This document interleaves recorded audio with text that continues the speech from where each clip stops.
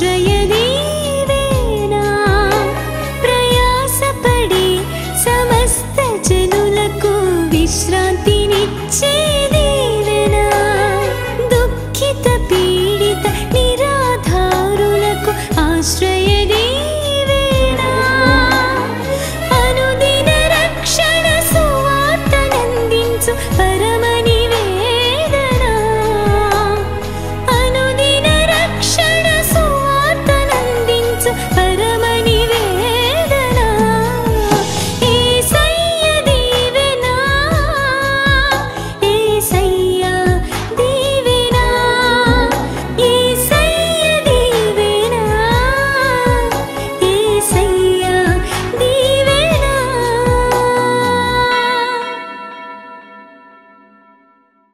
ప్రభు అయిన యేసుక్రీస్తు శుభప్రదమైన నామమున మరొకసారి ఉదయకాలపు ఆరాధనలో చేరిన మీకు అందరికీ ప్రత్యేకమైన వందనాలు తెలియజేస్తున్నాను. అందరికి వందనాలండి.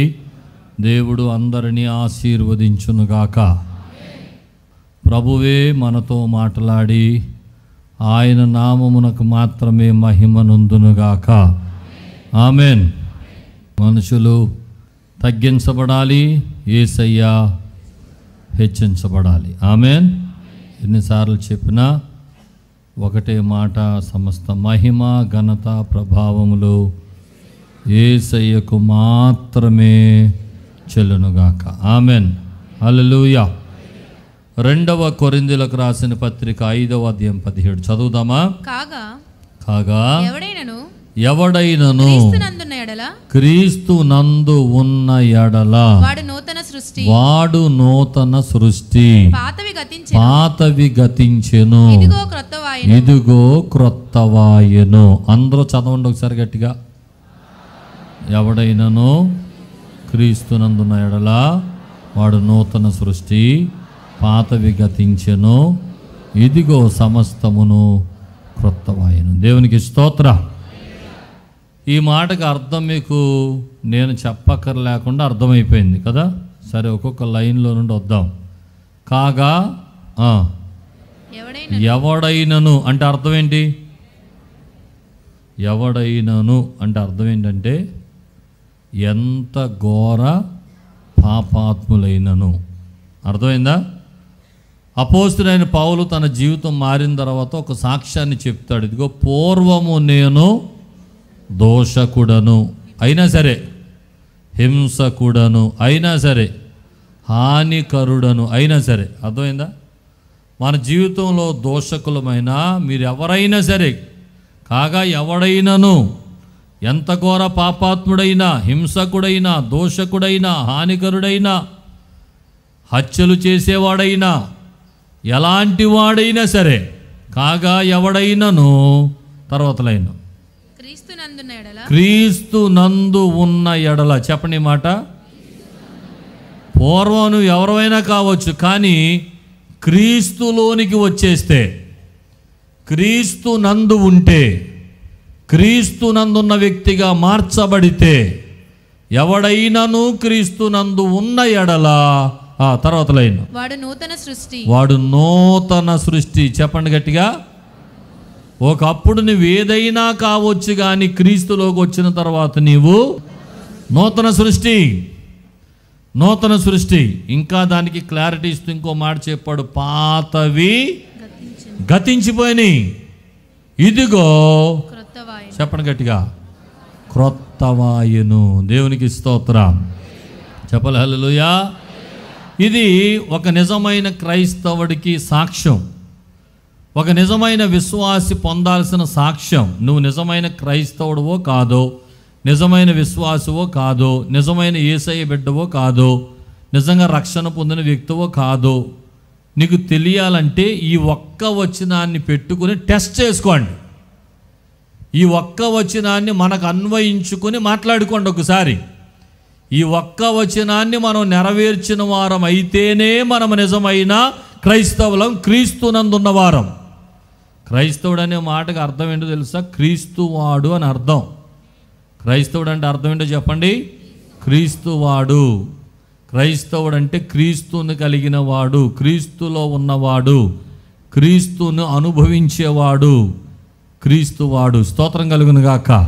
నువ్వు క్రైస్తవుడువా కాదా అని తెలియాలంటే ఖచ్చితంగా గుర్తుపెట్టుకోండి, ఈ ఒక్క వచనాన్ని మనలోనికి అన్వయించుకుని టెస్ట్ చేసుకుందాం. ఎలాగా? కాగా ఎవడైనను క్రీస్తునందు ఉంటే వాడు నూతన సృష్టి. నేను నూతన సృష్టిగా మార్చబడ్డానా లేదా? నువ్వు నూతన సృష్టిగా మార్చబడ్డావా లేదా అని తెలియడానికి ఒకే ఒక కారణం ఏంటంటే, నూతన సృష్టి అయితే పాతవి గతించిపోయాయి. ఇప్పుడు ఖచ్చితంగా చెప్పండి, సమస్తమును క్రొత్తవైపోవాలి. దేవునికి స్తోత్రం చెప్పండి. అంటే టెస్ట్ ఎలా చేసుకోవాలంటే, పాతవి ఏమున్నాయి నా దగ్గర?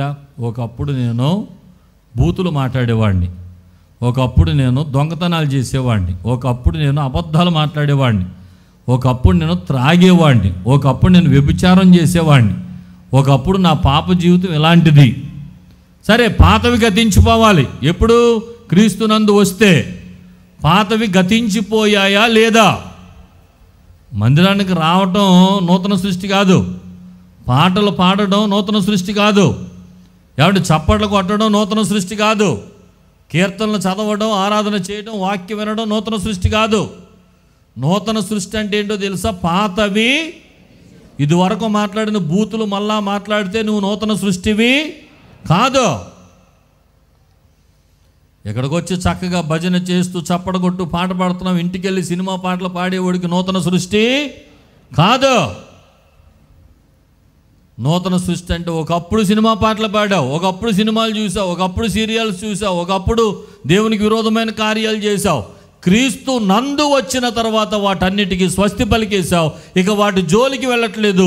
పాతవి నీలో గతించిపోయాయి. ఇప్పుడు నువ్వు నూతనమైన వ్యక్తిగా మార్చబడ్డావు, క్రీస్తు స్వారూప్యములోనికి మార్చబడ్డావు. అది నిజ క్రైస్తవుడు. స్తోత్రం కలుగును గాక. అది నిజ విశ్వాసి, అది నిజమైనటువంటి క్రైస్తవులు ఉండాల్సినటువంటి లక్షణం. కనుక ఒకసారి ఈ వచనాన్ని వచనం చదువుతా టెస్ట్ చేసుకోండి, ఒకసారి పరీక్షించుకోండి మీకు మీరే. ఒకప్పుడు సిగరెట్లు కాల్చేవాడిని, మన్నా చర్చికి వచ్చాను, ఆరాధన చేస్తున్నాను, పాటలు పాడుతున్నాను, ఆత్మారాధనలో లీనమైపోతున్నాను, అన్నీ బాగానే ఉన్నాయి. మానేశానా? మళ్ళీ సాయంత్రం ఇంటికి వెళ్ళిన తర్వాత బయటికి వెళ్ళి సిగరెట్లు కాలుస్తున్నానా? సిగరెట్లు మళ్ళా కాలిస్తే నువ్వు నూతన సృష్టివి కాదు. ఒకప్పుడు నోటికి అదుపు లేకుండా మాట్లాడాను, ఇష్టం వచ్చినట్టు జీవించాను, బూతులు మాట్లాడాను, మరలా అదే బూతులు ఇక్కడ నుండి బయటికి వెళ్ళిన తర్వాత మాట్లాడితే నువ్వు నూతన సృష్టివి కాదు. అర్థమైపోయింది ఇప్పటికి ఈ మాట. కాబట్టి ఒకసారి ఆలోచన చేయండి, మనల్ని మనమే పరీక్షించుకుందాం. నూతన సృష్టిగా మార్చబడ్డామా లేదా? క్రీస్తు స్వారూప్యంలోనికి వచ్చామా లేదా? క్రీస్తు పోలికలు ధరించుకున్న వ్యక్తులంగా బ్రతికామా లేదా? ఒక్కసారి ఆలోచన చెయ్యాలి. స్తోత్రం చెప్పండి. హల్లెలూయా. మనము సంఘముగా సిద్ధపరచబడకుండా ఎన్ని మర్మాలతో కూడిన ప్రసంగాలు విన్నా అన్నీ వ్యర్థమే. నాకు ప్రకటన గ్రంథం మర్మాలు అన్నీ తెలుసండి, అన్నీ తెలుసు. కానీ నీవు నూతన సృష్టిగా మార్చబడకపోతే నీకు తెలిసిన మర్మాలు నిన్ను పరలోక రాజ్యానికి తీసుకువెళ్ళవు. అందుకనే సంఘము సిద్ధపరచబడాలి, నూతన సృష్టిగా మారాలి, క్రీస్తు స్వారూప్యంలోనికి మార్చబడాలి, నీ జీవితం దేవునికి అనుకూలమైనదిగా మార్చబడాలి. ఇవన్నీ జరుగుతున్నాయా లేదా? ఆ ప్రక్రియ నీలో జరగకపోతే నువ్వు మందిరానికి వచ్చినా ఒకటే, రాకపోయినా ఒకటే. కాబట్టి ఎవడైనను క్రీస్తునందు ఉన్న ఎడల చెప్పండి, వాడు నూతన సృష్టి, పాతవి గతించెను, సమస్తమును క్రొత్తవి. స్తోత్రం చెప్పండి. హల్లెలూయా. నిజంగా ఎప్పుడైతే ఒక వ్యక్తి మారు మనసు పొందుతాడో, రక్షణ పొందుతాడో, క్రీస్తులోనికి వచ్చేస్తాడో, క్రీస్తుని ధరించుకుంటాడో, క్రీస్తు వాడైపోతాడో, అప్పటి నుండి తన జీవిత విధానం వేరైపోతుంది. అతను వినే మాటలు వేరైపోతాయి, అతని తలంపులు వేరైపోతాయి, అతని ఆలోచనలు వేరైపోతాయి, అతని క్రియలు వేరైపోతాయి. అది ఒక నూతనమైన మార్పు. అది మారు మనసు అంటే మొత్తం మనసు మారిపోవడమే. ఏమండి? అందుచేత అది జరిగిందా లేదా అన్నది ఒకసారి ఆలోచన చేయాలి. మన బ్రతుకులు అది జరిగిందా లేదా అన్నది ఒకసారి ఆలోచన చేయాలి. ఈ ఉదయకాలం ఒక స్త్రీని మీకు జ్ఞాపకం చేస్తాను. తన జీవితంలో క్రీస్తు నందుకొచ్చి నూతన సృష్టిగా మార్చబడి, పాతవన్నీ గతించిపోయి సమస్తము నూతనపరచబడి, ఏ రీతిగా తన జీవితంలో ఒక నూతన అధ్యాయాన్ని ప్రారంభించిందో, ఒక స్త్రీ నుండి తాను పొందిన ఒక 7 అనుభవాలు త్వరగా మీకు గుర్తు చేస్తాను. దేవునికి స్తోత్రం చెప్పండి ఒకసారి గట్టిగా. హల్లెలూయా. బిగ్గరగా చెప్పండి హల్లెలూయా, హల్లెలూయా. నేను ప్రసంగాన్ని పాయింట్లుగా చేయడం నాకు అలవాటు. ఎందుకనంటే పాయింట్స్ గుర్తుండిపోతాయని. ఈ వర్తమానాన్ని కలిపి మాట్లాడేయచ్చు, కానీ ఒకటే ప్రసంగంగా కలిపి మాట్లాడేస్తే మీకు అంత వర్తమానంలో ఎన్ని గుర్తుంటాయో కనీసం భాగాల కింద విభజించి వాళ్ళు గుర్తుపెట్టుకునేలాగా దాన్ని పాయింట్స్ కింద డివైడ్ చేస్తే కొన్ని పాయింట్స్ అయినా బుర్రలో ఉంటాయన్నది నా ఆలోచన. అందుకని ప్రతి వర్తమానాన్ని విడగొట్టడానికి ప్రయత్నం చేస్తాను, మీ బుర్రలోకి ఎక్కించడానికి. దేవునికి స్తోత్రం. కనుక ఈ స్త్రీ జీవితం నుండి కూడా ఆమె రక్షణ పొందిన తర్వాత, మారు మనసు పొందిన తర్వాత, క్రీస్తు నందు వచ్చిన తర్వాత ఆమెలో కలిగిన నూతన సృష్టి, ఆ నూతన మార్పులు ఎలాగున్నాయి, ఒకప్పుడు ఆమె జీవితం ఏంటి, తర్వాత ఆమె జీవితం ఏంటో కొన్ని విషయాలు మీతో మాట్లాడాలని దేవుని సేవకునిగా ఆశపడుతున్నాను. దేవునికి స్తోత్రం. చేతులెత్తి గట్టిగా హల్లెలూయా. ఆమె పేరు బైబిల్లో ప్రస్తావించబడలేదు, కానీ ఒక ఊరు పేరుతో ఆమె చాలా ప్రసిద్ధిగాంచిన స్త్రీగా యోహాను సువార్తలో కనపడుతుంది. చెప్పండి ఆమెను గూర్చి. సమరయ స్త్రీ. ఎవరావిడ? కొంచెం గట్టిగా చెప్పండి. సమరయ స్త్రీ. సమరయ స్త్రీ జీవితాన్ని మనం పరీక్షించినప్పుడు ఒకప్పుడు ఆమె జీవితం ఏంటి? దుర్వాసన, రొచ్చు, రోత. యాకోబు బావి దగ్గర నీళ్లు చేదుకుంటుంటే యేసు ప్రభు ఆమెను కలుసుకుని, అమ్మే దాహానికి నీళ్లు ఇమ్మని అడిగితే, నువ్వు యూతుడవు, నేను సమరయాలు నీళ్లు ఎలాగిమ్మంటావు అని అడిగింది. సర్లే వద్దులే, ఒకవేళ నీళ్ళు ఇస్తావేమో, ఇచ్చిన ఒక మాట చెప్తున్నాను నీకు, ఒక మాట, ఈ నీళ్లు త్రాగువాడు మరలా తప్పికొంటాడు. నా దగ్గర ఒక నీళ్లు ఉన్నాయి, నేనిచ్చు నీళ్లు త్రాగువాడు మరి అన్నటికీ దప్పికొనడని యేసయ్య చెప్పాడు. అప్పుడు వెంటనే ఆశపడింది, నేను నీళ్లు తాగితే దప్పికొనమా? ఏంటయ్యా నీళ్లు నాకు కూడా ఇవ్వంటే, అబ్బా అలా ఇచ్చేస్తారేంటి, వెళ్ళి నీ పెనుమిడిని తీసుకురా అన్నాడు.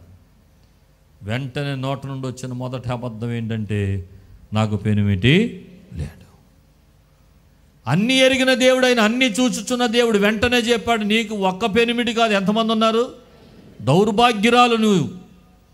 నీ జీవితం ఒక పాప జీవితం, ఒక లోతైన గొయ్యి నీ జీవితం, ఒక భయంకరమైన వ్యసనములో ఉన్నావు. ఇప్పుడు ఉన్నవాడు కూడా నీ వాడు కాడు, 5 పెనిమిట్లు ఉన్నారు నీకు అని చెప్పేటప్పటికి ఆమె జీవితాన్ని బట్టబయలు చేసిన యేసయ్య ఎదుట ఆమె జీవితాన్ని వంగిపోయింది. స్తోత్రం కలుగునుగాక. చెప్పండి హల్లెలూయా. వెంటనే కడవ వదిలిపెట్టి సువార్త ప్రకటించడం మొదలుపెట్టింది. ఆమె చెప్పండి ఆమేన్. ఇప్పుడు ఆమె జీవితంలో కలిగిన మార్పులు ఏంటి? యేసయ్య ఆమెలోకి వచ్చిన తర్వాత ఆమె జీవితంలో కలిగిన మార్పులు ఏంటో ఒక 7 మాటలుగా చెప్తాను. 7 మాటలుగా చెప్తాను. చక్కగా రాసుకునే ప్రయత్నం చేయండి. 1వ, 2వ, 3వ అని అడుగుతున్నప్పుడు తిరిగి మరలా చెప్పే ప్రయత్నం చేయండి. అన్నిసార్లు చెప్పించటం వల్ల మీ మైండ్లోనికి, మీ హృదయంలోనికి వాక్యం వెళ్ళిపోతుంది. ఎన్నిసార్లు అడిగితే అన్నిసార్లు చెప్పండి. అందరూ చెప్పండి, అందరూ మాట్లాడండి, వాక్యాన్ని హృదయంలో చేర్చుకోండి. దేవుడు మనందరి జీవితంలో గొప్ప కార్యాలు జరిగించునుగాక. మొదటి మాట, యాకోబు బావిలో నీళ్ల సంగతి మరిచిపోయింది. యాకోబు బావిలో నీళ్ల సంగతి మరిచిపోయింది. యేసయ్య నోటి మాటలను హృదయము నిండా నింపుకొన్నది. యేసయ్య నోటి మాటలను హృదయము నిండా నింపుకొన్నది. స్తోత్రం చెప్పండి హల్లెలూయా. ఆమె ఎందుకు వచ్చింది బావి దగ్గరికి? అందరూ చెప్పండి. నీళ్ల కోసం వచ్చింది, కానీ నీళ్ల సంగతి గుర్తుంది ఆవిడికి. ఆ సంగతి మర్చిపోయింది. యోహాను సువార్త 4వ అధ్యాయంలో 14వ వచనంలో యేసు చెప్పిన మాట మీదకి ఆమె తిరిగిపోయింది.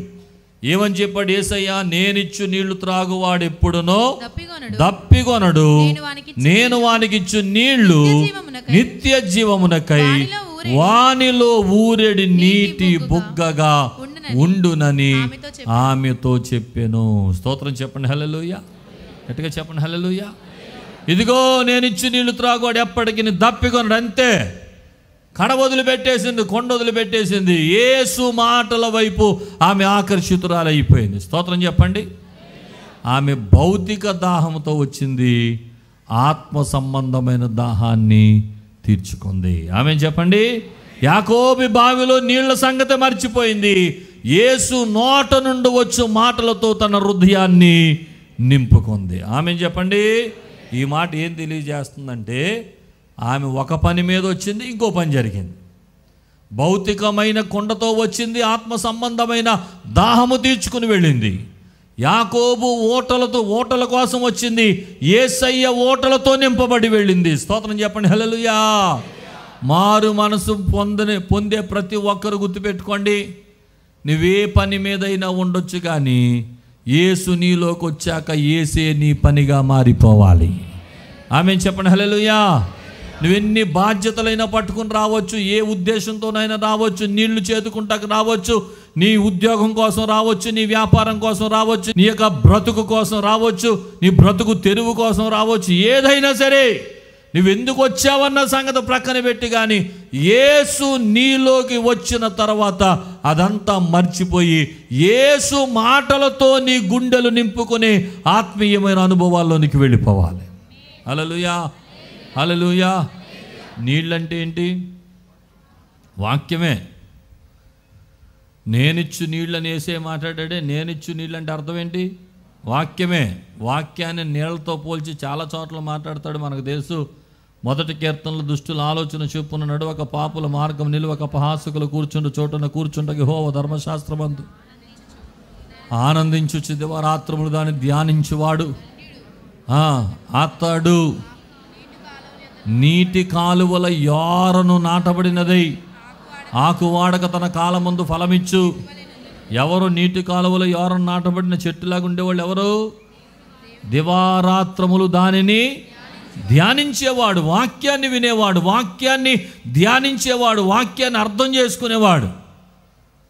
అందుకనే రక్షణ పొందిన తర్వాత, మారు మనసు పొందిన తర్వాత ఎప్పుడూ లేనంత శ్రద్ధ వాక్యం మీద వచ్చేస్తుంది. అందరికి వచ్చేయాలి. నీ మారు మనసుకు అదే గుర్తు.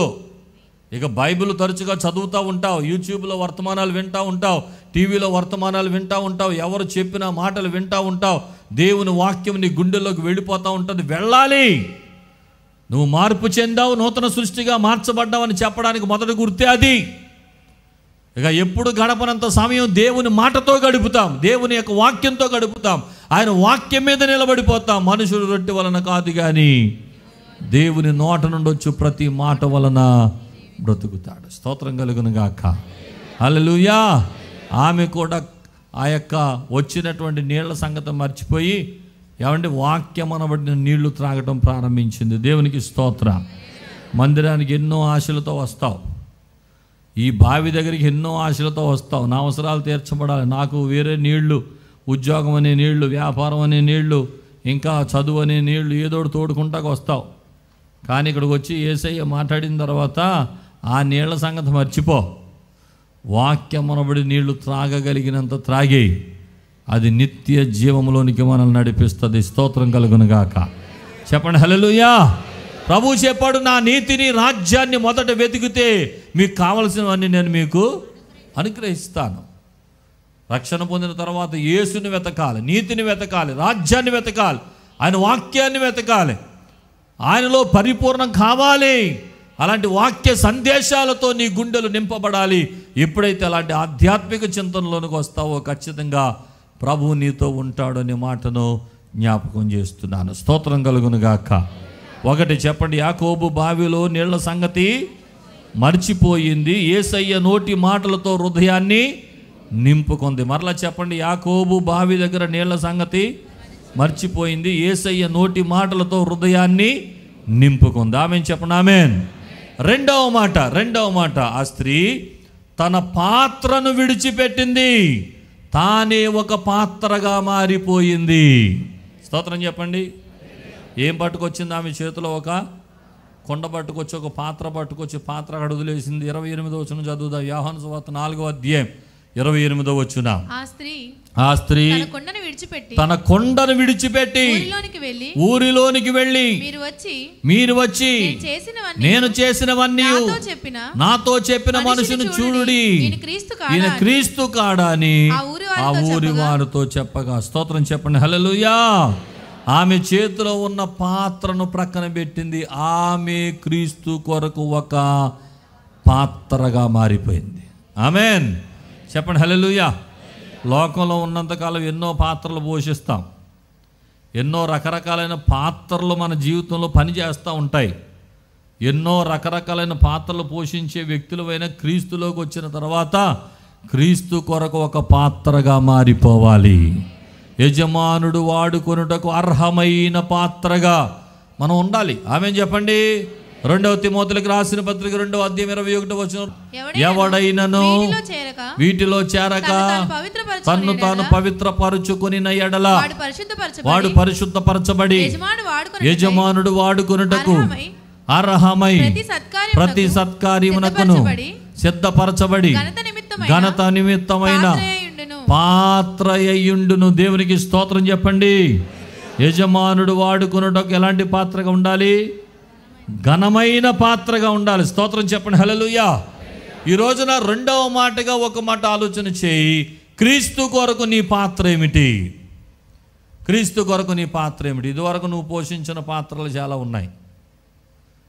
ఇదివరకు నీకు ఎన్నో రకరకాలైన పాత్రలు ఉండొచ్చు. కానీ క్రీస్తు నందు ఉన్న నూతన సృష్టి కదా. ఆ నూతన సృష్టిలో భాగం ఏంటో తెలుసా? నీవు క్రీస్తు కొరకు ఒక పాత్రగా మారిపోవడం, ఆయన కొరకు ఒక పాత్రగా జీవించడం. మరి నీ పాత్ర ఏంటి ఇప్పుడు? ఉందా? ఏమన్నా పాత్ర ఉందా క్రీస్తు కొరకు? మారు మనసు పొందిన ప్రతి ఒక్కరు కూడా, నూతన సృష్టిగా మార్చబడిన ప్రతి ఒక్కరు కూడా మరలా చెప్తున్నాను, మనం క్రీస్తు కొరకు ఒక పాత్రగా మారిపోవాలి. ఆమేన్. స్తోత్రం చెప్పండి. హల్లెలూయా.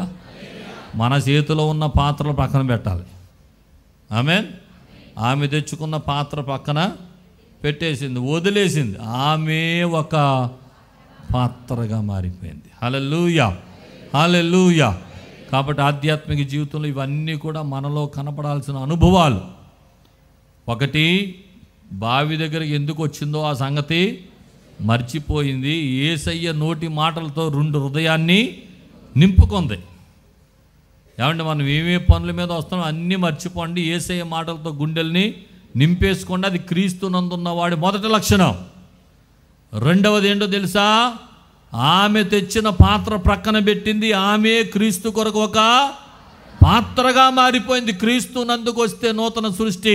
నీలో జరగాల్సిన కార్యం ఏంటంటే నువ్వు ఒక పాత్రగా క్రీస్తు కొరకు మారిపోవాలి. ఆమె చెప్పండి. ఆమేన్ చెప్పండి. హల్లెలూయా. మూడవ మాట, ఇంటికి వెళ్ళడం మానేసింది, ఊరిలోనికి వెళ్ళిపోయింది. స్తోత్రం చెప్పడం సరి గట్టిగా. ఇంటికి వెళ్ళడం మానేసింది. ఎక్కడికి వెళ్ళింది? ఎందుకు వెళ్ళింది ఊరిలోకి? చదువుదాం ఒకసారి. 4వ అధ్యాయం 28వ వచనమే. ఆ స్త్రీ తన కొండ విడిచిపెట్టి ఊరిలోనికి వెళ్ళి, ఎక్కడికి వెళ్ళింది చెప్పండి? ఊళ్ళోనికి వెళ్ళింది. వెళ్ళి ఏం చెప్తుంది? మీరు వచ్చి నాతో చెప్పిన మనుషుని చూడుడి, ఈయన క్రీస్తు కాడా అని ఊరి వారితో చెప్పగా. స్తోత్రం చెప్పండి. ఇప్పుడు ఇంటి మీద మనసు లేదు ఆమెకి. మనసు దేని మీద పడింది? ఊరి మీద మనసు పడింది. ఆమె ఏం చెప్పండి? ఇప్పుడు ఇల్లు బాగుపడాలటం ముఖ్యం కాదు. ఇప్పుడు ఆవిడికి ఏం బాగుపడాలి? ఊరు బాగుపడాలి. స్తోత్రం చెప్పడం సరిగట్టిగా. ఏమంటే క్రీస్తు నందు వచ్చిన తర్వాత, క్రీస్తులో మన జీవితము అంకితం ప్రభువుకి అయిపోయిన తర్వాత, మన ఆలోచన కేవలం మన ఇంటికి పరిమితం కాకూడదు. మన ఆలోచన మన ఊరి వరకు వెళ్ళిపోవాలి. ఆమేన్. నేను ఏ ఊరిలో ఉన్నానో ఆ ఊరు రక్షించబడాలి అనే కోరిక ఖచ్చితంగా క్రీస్తునందున్న వారిలో కలుగుతుంది. కలగాలంతే. ఆమె చెప్పండి సరి గట్టిగా. ఆ భారము లేనివాడవైతే నాకు అర్థమవుతున్నది ఏంటంటే ఇంకా నువ్వు క్రీస్తునందు పరిపూర్ణంగా లేవన్నమాట. నువ్వు క్రీస్తునందున్న వ్యక్తివైతే నీ గ్రామం కోసం ఆలోచిస్తావు, నీ ఊరి కోసం ఆలోచిస్తావు, నీ పట్టణం కోసం ఆలోచిస్తావు, నీ జిల్లా కోసం ఆలోచిస్తావు, నీ రాష్ట్రం కోసం ఆలోచిస్తావు, నీ దేశం కొరకు ఆలోచిస్తావు. ఆమేన్ చెప్పండి. ఆమేన్. క్రీస్తునందున్నవాడు ఎవ్వడు గుండెలు మౌనంగా ఉండవు, మండిపోతూ ఉంటాయి. నువ్వు నిజంగా క్రీస్తులోకి వచ్చేస్తే అక్కడ నుండి మంట మొదలవుతుంది లోపల. నేను రక్షణ పొందాను, నేను పుట్టిన ఊరు కూడా, చెప్పండి గట్టిగా, నేను పెరిగిన ఊరు కూడా, నేను వెళ్ళే ప్రతి ఊరు మా అత్తగారు ఊరు, చెప్పండి గట్టిగా. అన్ని రక్షణ పొందాలి, ప్రతిదీ రక్షణ పొందాలి. నేను వెళ్ళాలి, ఆ ఊరిలో వారిని యేసు దగ్గరకు నడిపించాలి. ఆశ ఉండాలి తప్పకుండా. సువార్త ప్రకటించని వాడు క్రీస్తుకు నిజమైన శిష్యుడు కాదు. ప్రకటించాలి. ఎవరో ఒకరికి చెప్పాలి. మీ ఇంట్లో పని వారికి చెప్పాలి, ఆఫీసులో చెప్పాలి, వ్యాపారాల్లో చెప్పాలి, స్కూల్లో చెప్పాలి, కాలేజీలో చెప్పాలి. ఇది మన బాధ్యత. ఇది మనకు తటస్థించే మనుషులకు యేసుని గురించి చెప్పడం మన బాధ్యత. యేసుని గురించి ఏం చెప్తావు? అసలు ఆయన నీ జీవితంలో చేసింది ఏంటో చెప్పిడు. అదే చెప్పింది, ఇదిగో నేను చేసినవన్నీ నాతో చెప్పిన వానిని చూతము రండి. ఆమేన్. కాబట్టి చూడండి, ఆమెలో ఎంత మంచి లక్షణాలు కనబడుతున్నాయి. ఆమె మార్పు చెందిన తర్వాత, ఒక నూతన సృష్టిగా మార్చబడిన తర్వాత, ఆమె ఇల్లు బాగు చేసుకోవాలనుకోలేదు, ముందు ఊరు బాగుపడాలని కోరుకుంది. స్తోత్రం కలుగును గాక. హల్లెలూయా. కాబట్టి మన ఆశ, మన కోరిక, మన తలంపు, మన ఉద్దేశం, మన సేవ, మన దర్శనం ఇంటికి పరిమితం కాకూడదు. క్రీస్తులోనికి వచ్చిన తర్వాత మన దర్శనం మన ఊరైపోవాలి, మన పట్టణం అయిపోవాలి, మన సొంత ప్రజలైపోవాలి, నేను పుట్టిన గ్రామం అయిపోవాలి, అన్ని యేసుకు సొంతం అయిపోవాలి. ఆ యొక్క ఆలోచన రావాలి తప్పకుండా. అలాంటి ఆలోచన ప్రతి ఒక్కరిలోనికి కలగాలి. స్తోత్రం కలుగునుగా. చెప్పండి హల్లెలూయా. 3 మాటలు చెప్పండి. ఒకటి గట్టిగా చెప్పండి. యాకోబు బావిలో నీళ్లు సంగతి మరిచిపోయింది, యేసు నోటి మాటలతో హృదయాన్ని నింపుకుంది. 2, ఆ స్త్రీ తన పాత్రను విడిచిపెట్టింది, తానే ఒక పాత్రగా మారిపోయింది. 3, ఇంటికి వెళ్ళడం మానేసింది, ఊరిలోనికి వెళ్ళింది. స్తోత్రం కలుగును గాక. చెప్పండి హల్లెలూయా. ఇక 4వ మాటలోకి వద్దాం. 4వ మాటలో, ఇంతకుముందు పాపము కొరకు పిలిచింది, ఇప్పుడు ప్రభువు కొరకు పిలుస్తుంది. చెప్పండి, ఇంతకుముందు దేనికోసం పిలిచింది? ఇదివరకు ఎవరినైనా పిలిస్తే దేనికోసం పిలిచేది? పాపం కోసం. ఇప్పుడు ఎవరి కోసం పిలుస్తుంది? ప్రభువు కోసం పిలుస్తుంది. స్తోత్రం కలుగును గాక. యేసయ్య మన హృదయాల్లోకి వచ్చాక మన పిలుపులు మారిపోతాయి. ఆమేన్ చెప్పండి. మన నోటి మాట మారిపోతుంది, మన నోటి మాట తీరు మారిపోతుంది. ఆమేన్ చెప్పండి సరి గట్టిగా. ఆ వచనం చూద్దామా? 4వ అధ్యాయం 29వ వచనం మొదటి లైన్. మీరు వచ్చి అది పిలుస్తుంది. ఇప్పుడు మీరు రండి, మీరందరూ రండి. ఎందుకు రావాలి?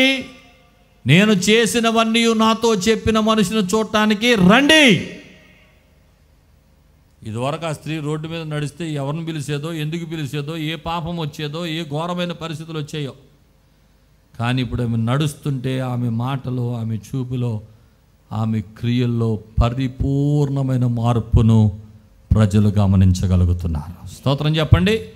అంత మార్పు చూడకపోతే ఆమెను వెంబడించి అంతమంది యేసు దగ్గరికి రారండి.